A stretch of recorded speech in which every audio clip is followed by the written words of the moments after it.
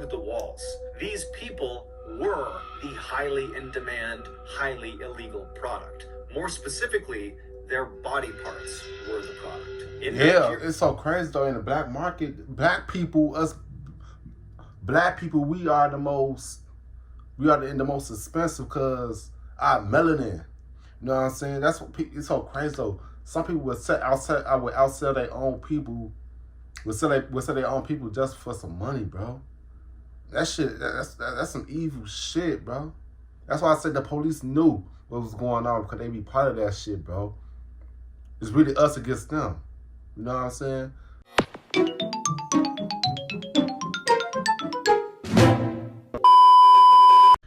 Yo, what's good? What's going on, YouTube? It's your boy Kwan Sibian. Back with another motherfucking reaction video, you know what I'm saying? I know I started once I meant motherfucking. It's motherfucking, you know what I'm saying? I'm back with another Mr. BALLEN video, you know what I'm saying? The title of the video is called Inside Nigerian Death Factory. Mature audience only, you know what I'm saying? It's funny because I'm half Nigerian because my father's dad's side of the family is Nigerian. You know what I'm saying? Damn, that's crazy. And shout out to the person that told me to react to this. Shout out to y'all. Shout out to y'all. Shout out to you. Let you give a thumbs up. Don't give a thumbs down. Kind of why. I mean, okay, just too. You know what I'm saying? Yes, subscribe. Let's get straight into this video. Let's get it. Full screen. Let's get it. In 2014, a group of young men discovered an abandoned-looking warehouse surrounded by barbed wire in the middle of a Nigerian forest. Oh, let me see if it's screen recording. Okay, screen recording. Okay.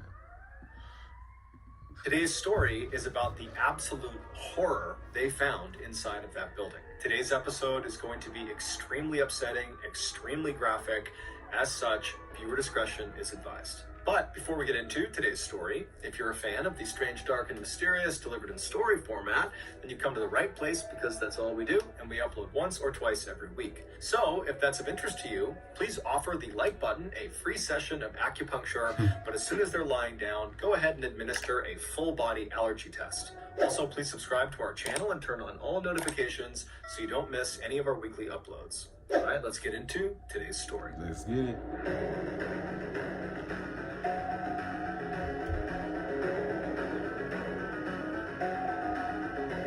The warehouse.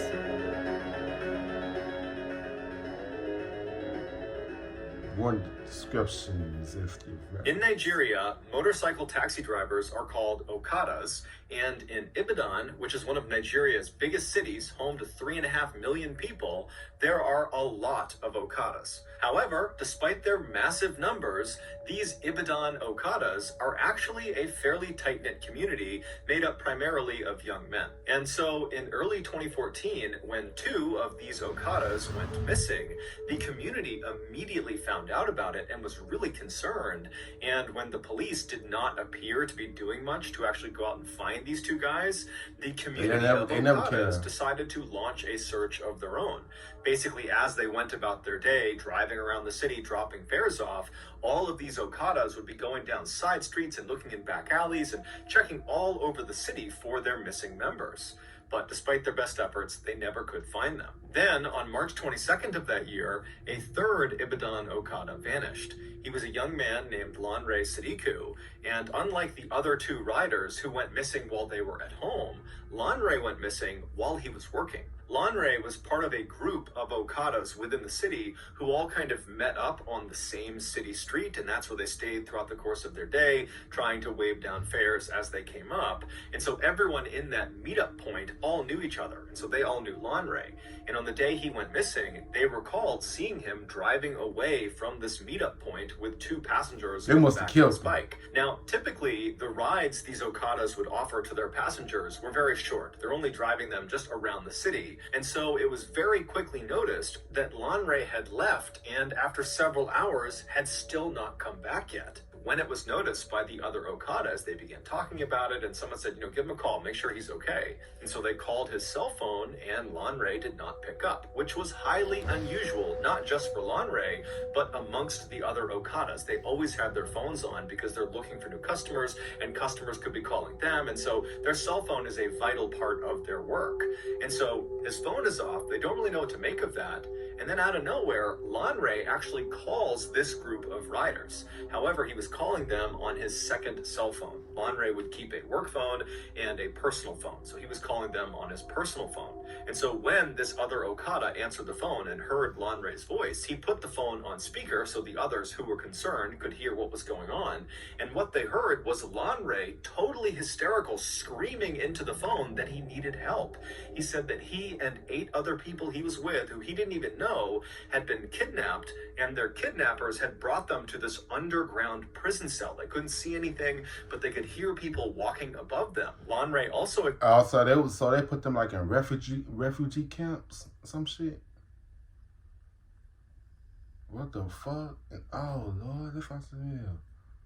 Explained that when they had been kidnapped, the captors had taken all of their belongings, but they hadn't recognized that Lanre had this secondary cell phone, which is why he was calling from it. And so in between Lanre's frantic descriptions of what was going on and what had happened to him, these Okadas that received this call, they can hear in the background these other 8 people that are with Lanre in this underground cell screaming out as loud as they can, probably to get the attention of someone, anyone who was above ground who might be able to come down and save them. And so these Okada riders who are getting this call from Lanre, they're horrified, and they're trying to calm Lanre down so he can explain where he is so they can go find him. And finally, Lanre, he does compose himself, and he gives them really specific directions to this footpath that led into the Soka forest where he said he had been taken. The Soka forest was a very dense stretch of wilderness right on the outskirts of Ibadan. Lanre would tell them that he had no idea where specifically in the Soka forest he was. However, he said, if you just keep walking on that path, eventually you'll hear us calling out from underground and you can come and save us. And so as the riders turned on their bikes and they got ready to head out and go rescue their friend, they told Lanre to stay on the line. Let us keep talking to you until we find you. But as they're telling him that, his phone abruptly cuts out. And then when they tried calling him back, his phone was off. About 40 Okadas from Lanre's meetup spot took off together and sped down city streets until they hit this major highway that would take them out of the city. And then once they were out of the city, they went down this other road that brought them right towards the Soka forest. And then as this road put them right up against the tree line on their left side of the Soka forest, they all began looking for the 2 burned out cars that Lanre had said marked the beginning of this footpath they were looking for. And so sure enough, they find these burned out cars, they park all their bikes off on the shoulder of the road, and they quickly realize that this really is a footpath only. There's no way they can get their motorcycles onto the path, not only because the burned out cars are blocking their way, but because the path itself is so overgrown with vegetation. I mean, they can barely see the path, let alone drive something through it. And so the men leave their bikes by the side of the road, and then unarmed, they walk past the burned out cars onto this path. Armed, y'all, they should have brought. Boy, I'm not gonna lie. We bring some type of weapon with us, but just in case somebody trying to act crazy. Boop, boop, boop, boop, boop, boop, boop, boop. You know what I'm saying? Hell nah, bro. Talk about unarmed, boy. You coming at me as armed. So they want smart enough. What about the video? And then because it was so narrow, they had to walk more or less in a single file line into the Soka forest. And so as these men are basically marching into the woods, they're not making any sound because again, they're trying to listen for the sound of their friend and the other people that have been taken captive somewhere underground. And so they're silently marching through this forest when all of a sudden, the guy at the front of the line thinks he hears something way up ahead. And so he holds his hand up to stop the line, and they all stop and they're trying to listen. And then all of a sudden, about 50 feet ahead of them through the trees, this man they didn't recognize suddenly jumped out from behind a tree. He yelled something at them, and then he raised his gun and began firing in their direction. The 40 Okadas immediately turn around and just sprint back down the path, right back out to the road. They hop on their bikes and they peel back out towards the city. When they finally get back to the meetup spot they had all originated from, They realized they can't just leave Lanre and the other people he was with out to dry. They have to go back and rescue them. They considered calling the police, but given the lackluster response to the other two missing Okadas, they realized they probably would have a higher chance of saving their friend and the others if they just went themselves. And so the 40 Okadas rounded up another 60 from other neighboring meetup spots. Okay, come in that bitch posse deep. of over 100 men all hopped on their bikes and headed back towards that footpath that led into the forest. When they got there, they put their bikes on the side of the road, and this time, when they started walking down that path, they had guns, knives, bats, all sorts of weapons. That's what I'm talking about. And they were not trying to be quiet. They were actually yelling like these loud war cries to let the gunmen and any other gunmen in the woods know that there was a horde of angry people that were coming into the woods for a fight. That's how us people should be, man. Us good people versus these evil people. Come on. We out to their ass. Come on, we finna save these people. Come on, let's go. You know what I'm saying? You can't defeat all of us. Come on, what's up? What you trying to do? What you trying to do? Come on, bring it. You know what I'm saying? That's video. As they're marching down this trail, kind of expecting to get shot at any point, it doesn't happen. Instead, after quite a while, they walk out of the thick forest into this huge opening. And right in the middle of this huge clearing is this fairly small river, but it's big enough that it would be very difficult to cross. However, they can see there's a bridge, this kind of crumbling old stone bridge that goes over this river. And then on the other side of the bridge, on the other side of the river, they can see there are two dilapidated buildings. The one that is closer to the bridge is this small black shack that has a window looking out towards them, and from their perspective, they're maybe 100 feet away from the shack. They can't tell if anybody's inside of this building. And then the other building was much bigger than the shack. It was this huge kind of broken down warehouse that had big tall cement walls, and then all around it was this huge chain link fence with barbed wire wrapped around the tops. And so this huge posse of Okadas, they come storming out of the forest and they run over to that bridge, which is the one way across. And as they get on the bridge, they're kind of scanning the two buildings. They're not seeing anybody. And then one of the men, they look down underneath the bridge and they actually see Lanre's motorcycle. It's lying on the banks of this river, kind of tucked up underneath the bridge as if someone had stolen it. And so everyone already knows Lanre is somewhere over here. We're going to go find him. And so the men, they get over the bridge, they go to that first building, that black shack, and they open up the door. It's a plywood door and there's no one inside. But the shack is literally stuffed full of hundreds and hundreds of articles of clothing and shoes. And so after kind of looking this over and not really sure what to make of it, the posse moved on from the black shack and made their way up to the fence right in front of this huge warehouse. And when they reach the fence, they're kind of expecting to be met with some sort of resistance. I mean, the last time they were out here, they got shot at. And so they begin yelling into the warehouse for anyone in there to show yourselves, come out here. But it was silent.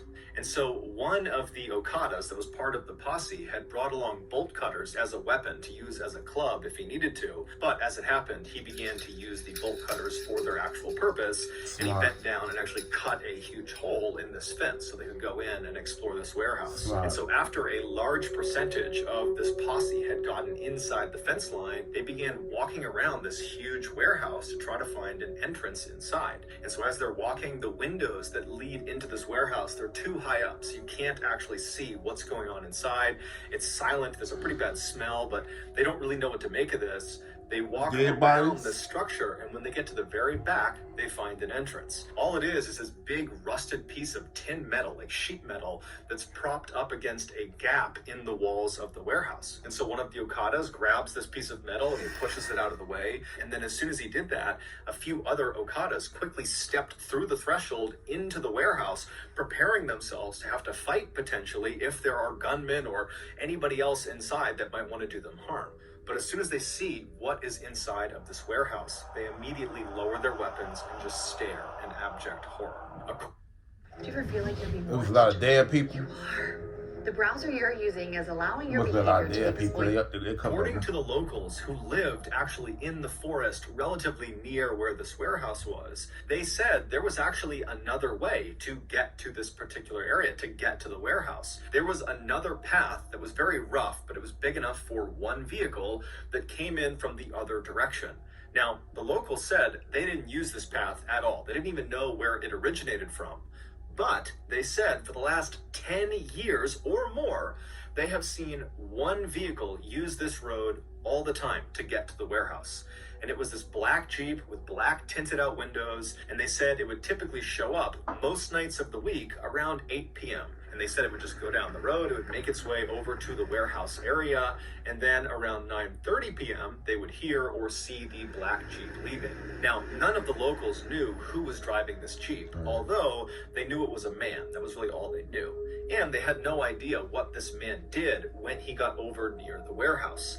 However, for the last 10 years, every time this guy was over near the warehouse from 8 to 9:30 at night, they would typically hear screams coming from that part of the woods, coming from the warehouse. And when the locals brought their concerns to police, the police just kind of blew it off and didn't do anything about it, and actually told the people, nah, don't worry about it. And so over the years, They said, hold on, who said that?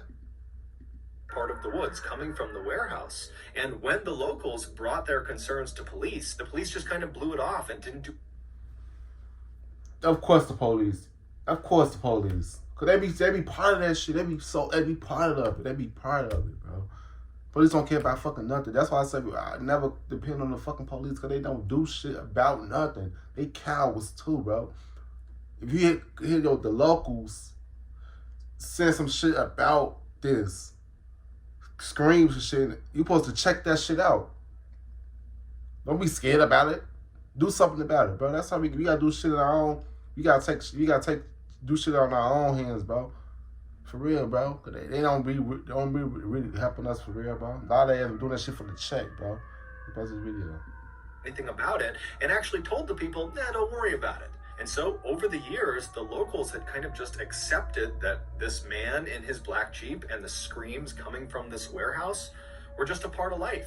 Hell so no. No one even reported it anymore. Had the police followed up on the locals' concerns about this Jeep and the screams, they would have discovered that that warehouse was actually a storage facility for a very in-demand and very illegal product. And that man who drove that black Jeep, he would take this illegal product and he would bring it back with him in batches and he would sell it on the black market. When this posse of 100 plus Okadas pulled that metal door aside and they stepped into the warehouse, they were not met with any resistance. Anyone that had been there, any other gunmen or guards or anything like that, they had fled when they heard the sound of this massive posse whooping and yelling on their way in.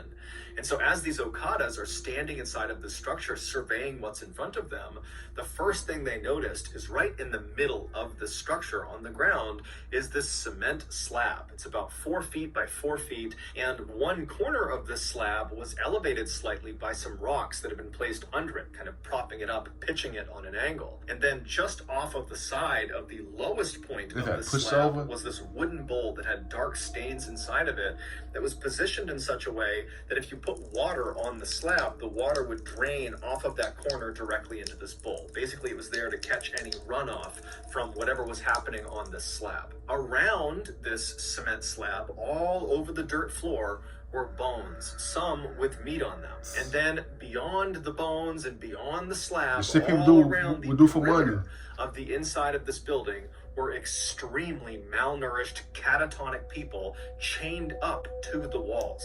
These people were the highly in-demand, highly illegal product. More specifically, their body parts were the product. It's so crazy though. In the black market, black people,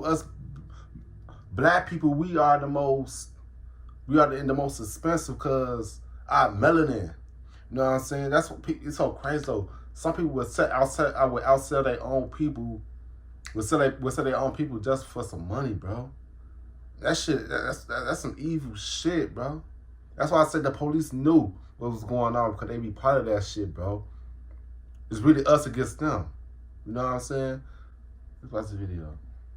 A stunning number of people believe that certain magic potions and charms will grant you wealth and success, and in some cases, infinite life. But the catch is, the herbalists who will perform the magical rituals and give these potions and charms to people that pay for them, they often require human body parts for them to work. And so human body part factories, like this warehouse in Soka Forest, were established in order to meet the high demand of people that needed these parts. And so the way it's believed it worked at the Soka Forest warehouse was the man in the black Jeep. He would get orders from people that wanted specific body parts for their magical potions and charms and whatever else they needed, and he would make a list of those parts, and then at 8 p.m. he would show up at the warehouse and he would communicate with the people that worked at that warehouse, and they would determine out of all the captives they had who had the parts they needed. And then after figuring out which captives were going to be used that night, they would go into the main section of the warehouse, and one by one they would unchain these people, they would drag them to the center of the room, and in full view of all the other captives, they would put them on the slab known as the slaughtering slab, and they would hack off the required body parts and would bag them up, put them in coolers, and then the man with the black Jeep, he would take those parts and he would leave. And then the person who's just been butchered, if they were still alive and might have a chance of surviving, they'd just be brought back to the wall and chained up again. If they did not have a good chance of survival, then they'd be brought to the very back of the warehouse in the back rooms where they would be discarded. Now, the means of execution varied, but in the back rooms of this warehouse, they found a makeshift guillotine, which cuts off people's heads, and they also found a large crocodile that was chained up. And so it's likely that those were at least two of the methods used to discard of the people they could no longer harvest organs from. After the Okadas kind of broke out of their initial...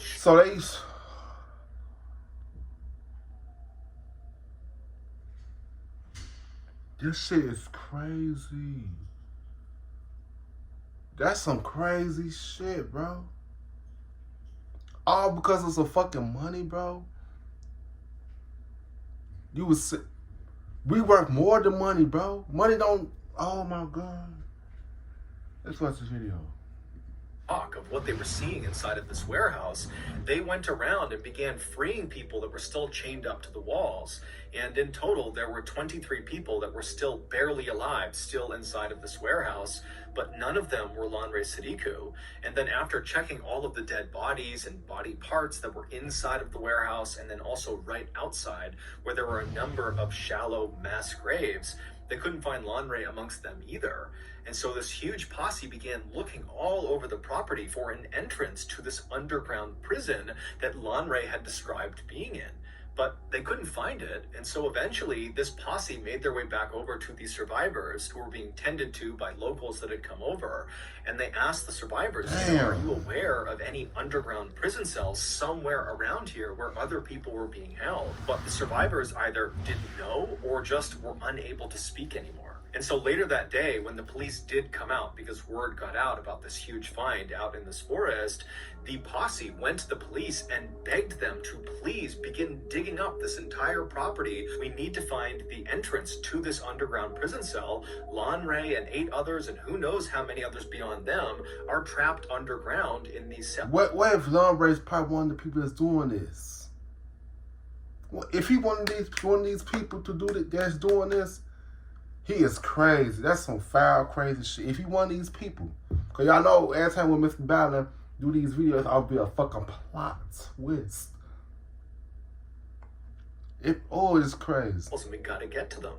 But the police just kind of refused and immediately just demolished the warehouse. And then after kind of cordoning off that area for a couple of days, the police basically just left and stopped caring about it altogether. And so the Okadas once again came together as a community and would spend the next several weeks going back out to this forest and just manually begin digging up all over this entire property in hopes of finding their friend and the rest of these people that were trapped underground. But they never did. And so we don't know what happened to Lanre and the other people who were trapped in that underground cell. We don't know what happened to the other 2 Okada riders who went missing right before Lanre did. They once they probably It's did. generally assumed they most likely were kidnapped as well and probably met a similar fate. We also have no idea how many people were butchered inside of the Soka Forest warehouse. However, given the massive amount of clothing and shoes inside of that black shack, it's believed the total number of victims is easily in the hundreds. No one has ever been officially held accountable for the atrocities that took place in the Soka forest. However, a couple of days after the warehouse was discovered by the Okada posse, the posse was back digging, looking for Lanre, when they discovered there was this man who was there, who was kind of walking around, acting suspicious, and so the posse confronted him, and it would turn out this guy had several human tongues in his pockets, along with dozens and dozens of cell phone SIM cards. And so, assuming he was part of whatever happened there, the Okada posse proceeded to kill the man on sight. Later on, a woman who was a survivor from the warehouse would tell reporters how she got kidnapped. She said she lived in Ibadan, she was well educated, she had a good family, she was just sitting outside of her house when all of a sudden this van pulled up in front of her, and these very official looking men were inside of this van, and they got out and they told her, you know, you're under arrest, you gotta come with us to the police station. And the woman was so confused, but the men were very professional and seemed very convincing, and so she got inside the van, they shut the door, and they drove off. And very quickly, once she was inside of the van and couldn't go anywhere, she realized they were not police, she had been kidnapped, and within the hour, she, along with several other people who had probably been kidnapped in the same way, were stripping their clothes off right outside of that black shack on the other side of the river, and they were told to put their clothes and belongings inside of the shack while they were being held at gunpoint. Wow. And then once they were naked, they were promptly marched into that warehouse where virtually everyone around her would be butchered and killed. So that's gonna do it, guys. If you got something out of today's episode and you haven't done this I'm sorry, already, that wasn't long please right now. offer the like button. That's some to a free crazy session of shit. acupuncture, but as soon as they're lying down, just give them a full body allergy test. Also, please subscribe to our channel. But that's some crazy shit. So what ended up happening to Lanre? That should be crazy, bro. People would do anything for some damn money, bro. That's crazy. That's some crazy shit, bro. But I want to hear you guys' opinions about this whole story, man. This shit is wild. This shit is fucking wild, bro. Whew. You like to give a thumbs up, you don't give a thumbs down. Kind of why I've been okay, just too, you know what I'm saying? Yes, subscribe to you guys in the next video. I love y'all. Peace out.